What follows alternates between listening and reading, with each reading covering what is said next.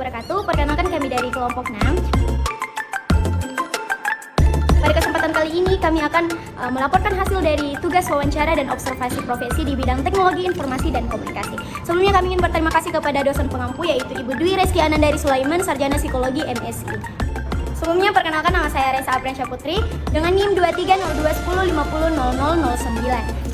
Perkenalkan, nama saya Desi Dwi Sulistiawati dengan NIM 230210500014. Saya Muhammad Al-Fadili dengan NIM 23021050110. Saya Khairati Rosalia dengan NIM 2302105045.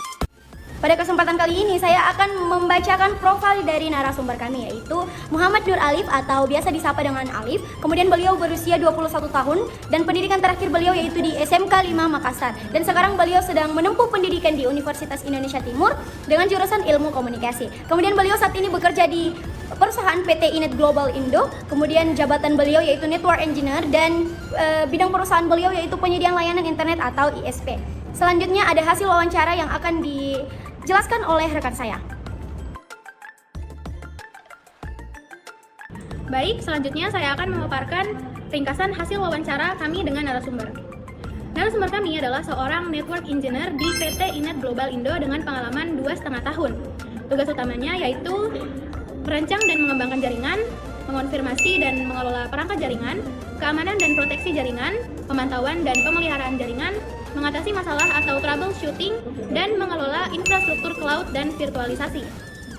Perjalanan karirnya dimulai dengan magang di perusahaan tersebut, di mana ia sering ditugaskan ke berbagai lokasi, termasuk Baru, Balikpapan, dan Samarinda. Narasumber kami sangat menjunjung tinggi kode etik dalam pekerjaannya. Ia disiplin dan terjadwal, menghormati atasan, dan senantiasa menjaga komunikasi yang baik. Meskipun sering diminta melakukan tugas di luar tanggung jawabnya, seperti memperbaiki printer atau perangkat lain, ia tetap membantu demi menjaga hubungan yang baik di lingkungan kerja. Ia juga menghadapi kritik dengan bijak menggunakan waktu luang untuk meningkatkan keterampilan. Selain itu, narasumber kami pernah bergabung dengan HITA atau Hotel Information Technology Association yang memberinya banyak manfaat, termasuk ilmu yang berharga dan kesempatan untuk berbagi pengalaman dengan sesama profesional IT, serta berada di lingkungan yang mendukung pengembangan diri. Kali ini saya akan membacakan hasil observasi.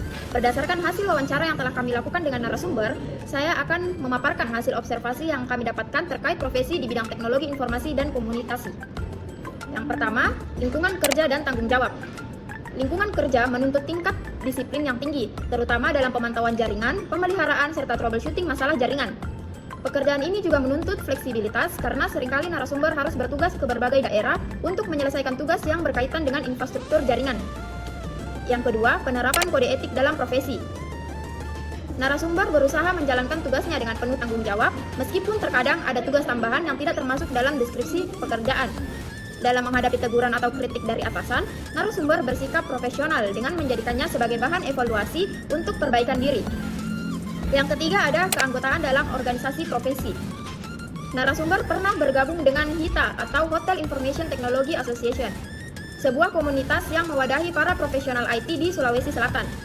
Banyak manfaat yang diperoleh oleh narasumber, salah satunya adalah berbagai pengalaman dengan sesama profesional di bidang IT dan akses ke informasi dan pelatihan.